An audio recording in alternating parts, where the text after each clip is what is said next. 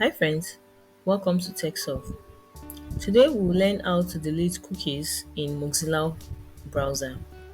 Open up the Mozilla Firefox browser in your PC. Once it is opened up, you click on the three horizontal line at the top right of the screen to open up the menu. In the menu section, locate and click on Settings.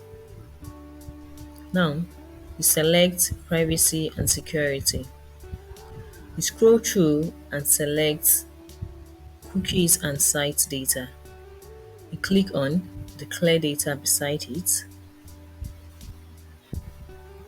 Then you uncheck the temporary cache files and pages and you check only the cookies and site data. Then you click on the clear button here and it will clear up your cookies in Mozilla Firefox. You can also set the time range for what to clear, maybe the last hour, last 2 hours, or everything. Then you select the clear button after making a selection.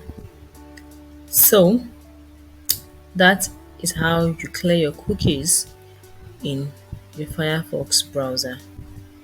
If this helps you out, please like and subscribe for more of this. Thanks guys, see you in the next video.